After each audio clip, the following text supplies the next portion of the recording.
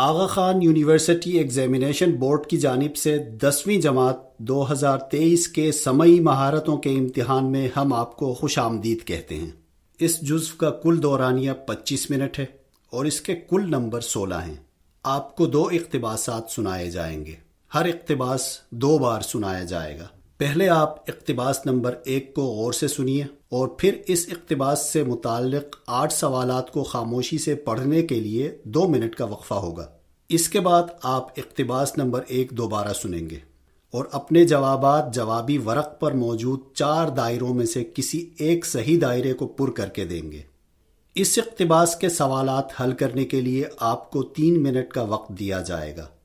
اس کے فوراً بعد آپ اقتباس نمبر 2 سنیں گے اور اس کے بعد اقتباس نمبر 2 سے متعلق 8 سوالات خاموشی سے پڑھنے کے لیے 2 منٹ کا وقفہ دیا جائے گا۔ اس کے بعد آپ اقتباس نمبر 2 دوبارہ سنیں گے اور اپنے جوابات جوابی ورق پر موجود 4 دائروں میں سے کسی ایک صحیح دائرے کو پر کر کے دیں گے۔ اس اقتباس کے سوالات حل کرنے کے لیے بھی آپ کو 3 منٹ کا وقت دیا جائے گا۔ اقتباس نمبر 1 سنیے۔ ابراہیم حیدری کراچی کے مغرب اور جنوب میں سمندر کے کنارے بستے ہیں۔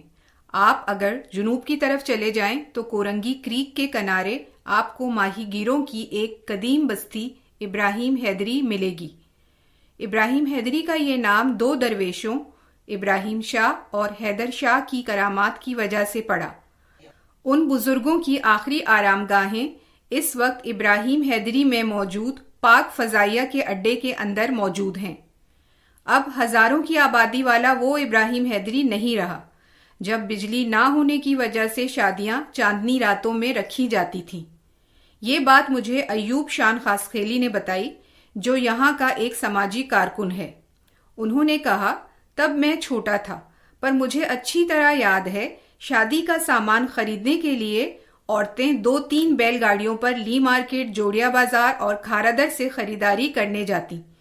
گاؤں کی عورتیں گزرگاہ پر انتظار کرتی کہ کب شادی کا سامان آتا ہے۔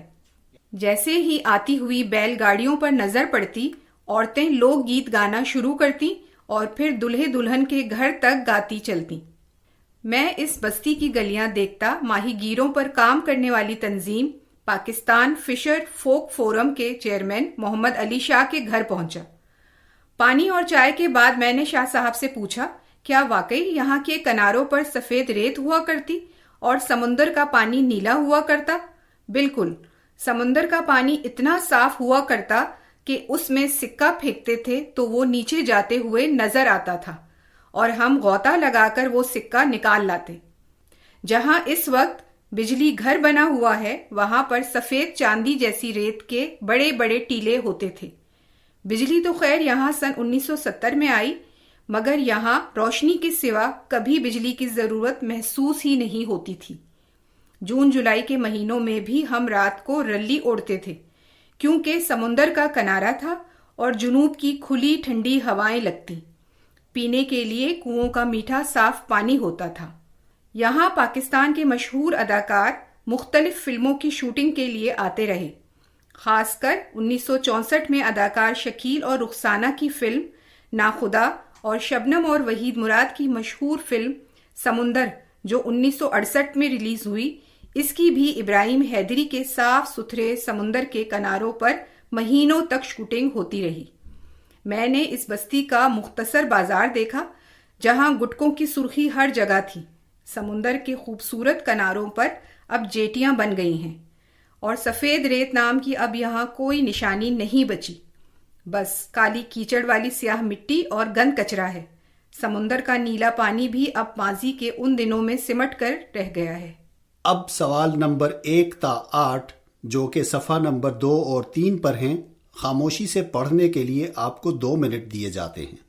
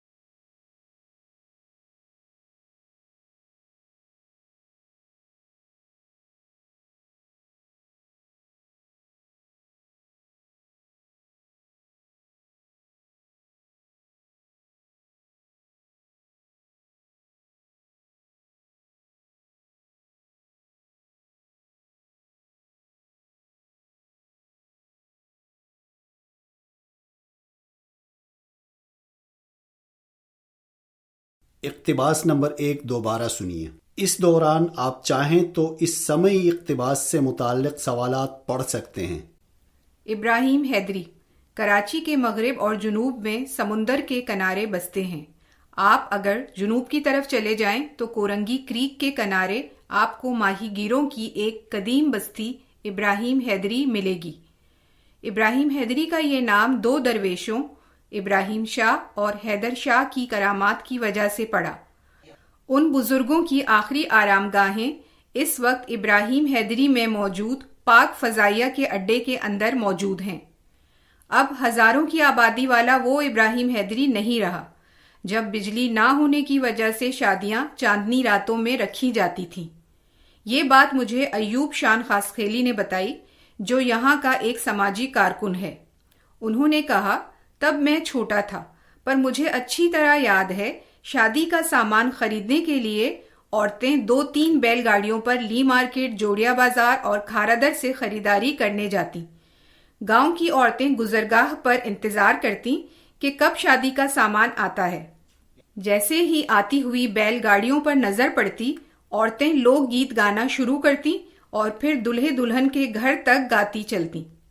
میں اس بستی کی گلیاں دیکھتا ماہی گیروں پر کام کرنے والی تنظیم پاکستان فشر فوک فورم کے چیئرمین محمد علی شاہ کے گھر پہنچا۔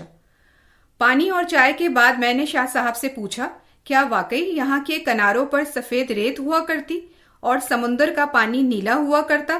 بالکل، سمندر کا پانی اتنا صاف ہوا کرتا کہ اس میں سکہ پھینکتے تھے تو وہ نیچے جاتے ہوئے نظر آتا تھا اور ہم غوطہ لگا کر وہ سکہ نکال لاتے۔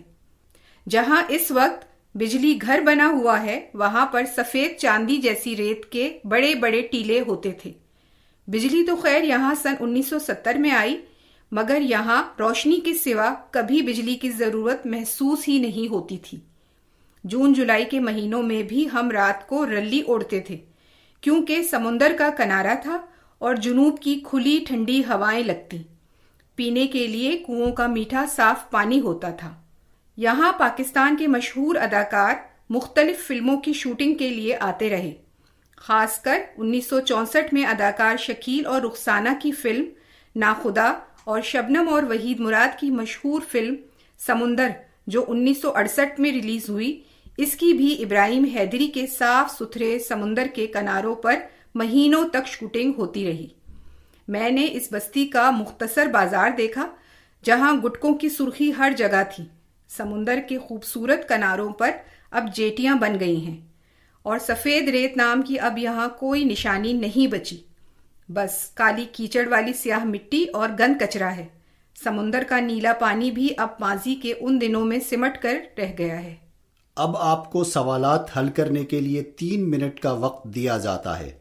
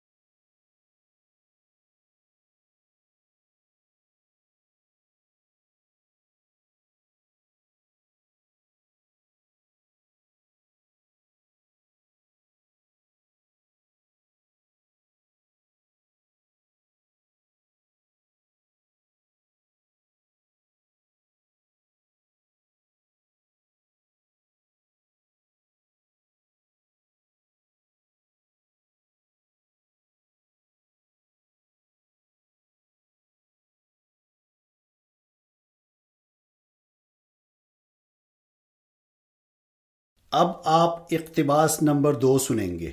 یہ اقتباس بھی 2 مرتبہ سنایا جائے گا۔ اقتباس نمبر 2 سنیے۔ جناب صدر، بچپن میں جب پہلی بار ہمیں ایک جلسے میں شریک ہونے کا موقع ملا تو دیکھا کہ جلسے کا ہر مقرر جناب صدر کی گردان کر رہا ہے اور وقت بے وقت جناب صدر کی اجازت سے ایسی باتیں کہہ رہا ہے جن کے کہنے کے لیے بظاہر کسی بھی اجازت کی ضرورت نہیں ہوتی۔ ہم نے اپنے طور پر یہ پتہ چلانے کی کوشش کی کہ آخر یہ جناب صدر کون ہے اور کہاں واقع ہے۔ ایک شخص کو دیکھا جو بڑی مستعدی کے ساتھ جلسہ گاہ کے آخری حصے میں شطرنجیاں یعنی بیٹھنے کے لیے دری وغیرہ بچھا رہا ہے۔ چونکہ اس وقت یہ شخص جلسے کا سب سے کارگر اور اہم شخص نظر آ رہا تھا، اس لیے ہم نے سوچا کہ ہو نہ ہو یہی شخص جناب صدر ہے۔ ہم اس کے قریب گئے اور پوچھا، بھائی کیا جناب صدر تم ہی ہو؟ وہ شخص اچانک بھپر گیا اور بولا، ذرا منہ سنبھال کر بات کرو، کسے جناب صدر کہتے ہو؟ ابھی تو میرے کنواں اچھے ہیں، میں اپنی روزی خود کماتا ہوں۔ جناب صدر تو وہ ہے جو ڈائس پر اپنے سامنے پھولوں کے ہار رکھے یوں بیٹھا ہے جیسے شیر اپنے مارے ہوئے شکار کو سامنے رکھتا ہے۔ یہ کہتے ہوئے اس نے اس شخص کی طرف اشارہ کیا جو کرسی صدارت پر تقریباً اونگھ رہا تھا۔ آپ نے بہت سے صدر دیکھے ہوں گے اور آپ کو اس بات کا یقین بھی ہو چکا ہوگا کہ ہر صدر دوسرے صدر سے ملتا جلتا ہوتا ہے۔ خدا نے انسان کے ایک ہاتھ کی 5 انگلیاں برابر نہیں بنائی ہیں، لیکن اس نے سارے صدر ایک جیسے بنائے۔ ان کی سرگرمیاں مشترک ہوتی ہیں، ان کی حرکتیں مشترک ہوتی ہیں اور ان کے کاروبار بھی مشترک۔ جناب صدر کا کام یہ ہوتا ہے کہ وہ کرسی صدارت پر گوند لگا کر بیٹھ جائے اور کبھی کرسی سے اٹھنے کی کوشش نہ کرے۔ بعض صدور کو صدارت کی کرسی پر اتنی دیر تک بیٹھنا پڑتا ہے کہ ایک منزل وہ بھی آتی ہے جب کرسی اور صدر میں کوئی فرق باقی نہیں رہ جاتا۔ حاضرین جلسہ کو یہ اندازہ لگانے میں دشواری پیش آتی ہے کہ کرسی کہاں ختم ہو رہی ہے اور جناب صدر کہاں سے شروع ہو رہے ہیں۔ ہمیں اس وقت اس بچے کی یاد آ رہی ہے جس نے کرسی صدارت پر ایک صدر کو لگاتار 2 گھنٹوں تک دیکھتے رہنے کے بعد اپنے باپ سے پوچھا تھا، ڈیڈی کیا جناب صدر کی 6 ٹانگیں ہوتی ہیں؟ اس پر باپ نے بڑے پیار سے بچے کو سمجھایا تھا، نہیں بیٹے، 6 ٹانگوں میں سے 2 ٹانگیں جناب صدر کی ہیں اور بقیہ 4 ٹانگیں کرسی صدارت کی ہیں۔ اب سوال نمبر 9 تا 16 جو کہ صفحہ نمبر 4 اور 5 پر ہیں، خاموشی سے پڑھنے کے لیے آپ کو 2 منٹ دیے جاتے ہیں۔ آپ سے جب تک کہا نہ جائے صفحہ نمبر 5 نہیں پلٹیں گے۔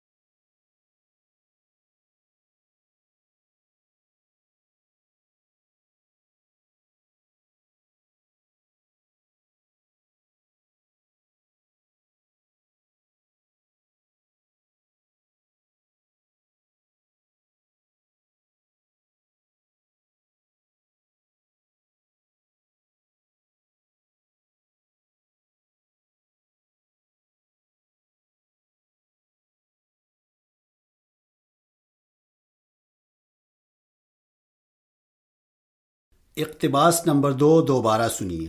اس دوران آپ چاہیں تو اس سمعی اقتباس سے متعلق سوالات پڑھ سکتے ہیں۔ جناب صدر، بچپن میں جب پہلی بار ہمیں ایک جلسے میں شریک ہونے کا موقع ملا تو دیکھا کہ جلسے کا ہر مقرر جناب صدر کی گردان کر رہا ہے اور وقت بے وقت جناب صدر کی اجازت سے ایسی باتیں کہہ رہا ہے جن کے کہنے کے لیے بظاہر کسی بھی اجازت کی ضرورت نہیں ہوتی۔ ہم نے اپنے طور پر یہ پتہ چلانے کی کوشش کی کہ آخر یہ جناب صدر کون ہے اور کہاں واقع ہے۔ ایک شخص کو دیکھا جو بڑی مستعدی کے ساتھ جلسہ گاہ کے آخری حصے میں شطرنجیاں یعنی بیٹھنے کے لیے دری وغیرہ بچھا رہا ہے۔ چونکہ اس وقت یہ شخص جلسے کا سب سے کارگر اور اہم شخص نظر آ رہا تھا، اس لیے ہم نے سوچا کہ ہو نہ ہو یہی شخص جناب صدر ہے۔ ہم اس کے قریب گئے اور پوچھا، بھائی کیا جناب صدر تم ہی ہو؟ وہ شخص اچانک بھپر گیا اور بولا، ذرا منہ سنبھال کر بات کرو، کسے جناب صدر کہتے ہو؟ ابھی تو میرے کنواں اچھے ہیں، میں اپنی روزی خود کماتا ہوں۔ جناب صدر تو وہ ہے جو ڈائس پر اپنے سامنے پھولوں کے ہار رکھے یوں بیٹھا ہے جیسے شیر اپنے مارے ہوئے شکار کو سامنے رکھتا ہے۔ یہ کہتے ہوئے اس نے اس شخص کی طرف اشارہ کیا جو کرسی صدارت پر تقریباً اونگھ رہا تھا۔ آپ نے بہت سے صدر دیکھے ہوں گے اور آپ کو اس بات کا یقین بھی ہو چکا ہوگا کہ ہر صدر دوسرے صدر سے ملتا جلتا ہوتا ہے۔ خدا نے انسان کے ایک ہاتھ کی 5 انگلیاں برابر نہیں بنائی ہیں، لیکن اس نے سارے صدر ایک جیسے بنائے۔ ان کی سرگرمیاں مشترک ہوتی ہیں، ان کی حرکتیں مشترک ہوتی ہیں اور ان کے کاروبار بھی مشترک۔ جناب صدر کا کام یہ ہوتا ہے کہ وہ کرسی صدارت پر گوند لگا کر بیٹھ جائے اور کبھی کرسی سے اٹھنے کی کوشش نہ کرے۔ بعض صدور کو صدارت کی کرسی پر اتنی دیر تک بیٹھنا پڑتا ہے کہ ایک منزل وہ بھی آتی ہے جب کرسی اور صدر میں کوئی فرق باقی نہیں رہ جاتا۔ حاضرین جلسہ کو یہ اندازہ لگانے میں دشواری پیش آتی ہے کہ کرسی کہاں ختم ہو رہی ہے اور جناب صدر کہاں سے شروع ہو رہے ہیں۔ ہمیں اس وقت اس بچے کی یاد آ رہی ہے جس نے کرسی صدارت پر ایک صدر کو لگاتار 2 گھنٹوں تک دیکھتے رہنے کے بعد اپنے باپ سے پوچھا تھا، ڈیڈی کیا جناب صدر کی 6 ٹانگیں ہوتی ہیں؟ اس پر باپ نے بڑے پیار سے بچے کو سمجھایا تھا، نہیں بیٹے، 6 ٹانگوں میں سے 2 ٹانگیں جناب صدر کی ہیں اور بقیہ 4 ٹانگیں کرسی صدارت کی ہیں۔ اب آپ کو سوالات حل کرنے کے لیے 3 منٹ کا وقت دیا جاتا ہے۔